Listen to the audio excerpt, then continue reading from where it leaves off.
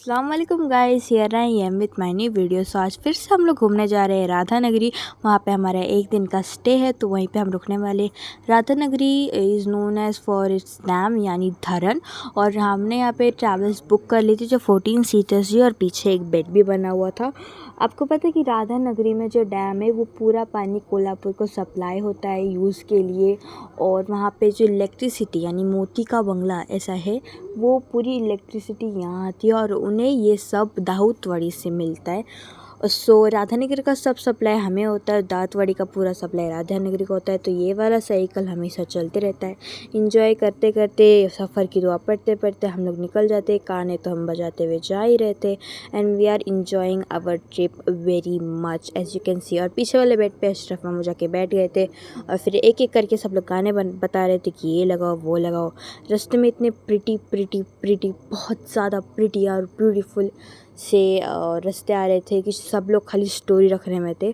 और मैंने कहा it's very normal for me. और फिर वही हम लोग नाचते गाते घूमते फिरते, मतलब हम बहुत जगह ना से स्टे लेके जा रहे थे क्योंकि फ़ोटो खींचने के लिए बहुत अच्छे से आ रहे थे ना, रील्स वील्स बनाने के लिए। ऐसे तो यूजुअली तो 1 घंटा 1 या 2.5 घंटे में अपन पहुंच जाते हैं, लेकिन हम लोग को ना ऑलमोस्ट 2 या 2.5 घंटा लग चुका था।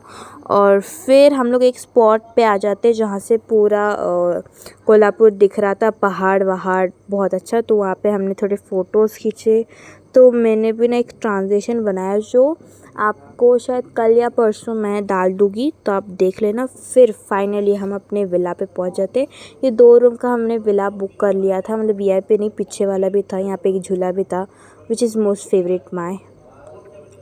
और फिर यहाँ पे आके जाते ही यहाँ पे 2 बेड थे और वॉशरूम, मतलब इतना खास नहीं था लेकिन it's okay for adjustment. Okay, तो बहुत अच्छा ही मिला था वैसे भी।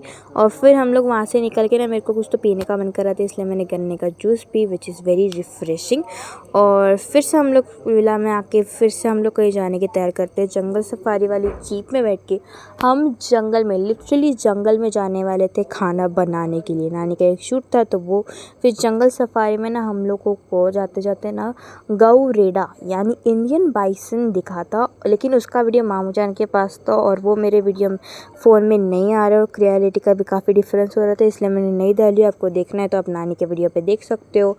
और फिर यहाँ पे नानी जाते बराबर हमने ना झुनका भाकरी का, जो हमारे वहाँ के केयर टेकर्स थे उन्होंने हमें बना के दिया था, तो आई लव दैट। मैंने वही खा लिया था क्योंकि वो खाना बनने काफ़ी टाइम लगता है ना, इसलिए। तो फिर चूल्हा चढ़ गया था और फिर नानी ने तपेला रख दिया था।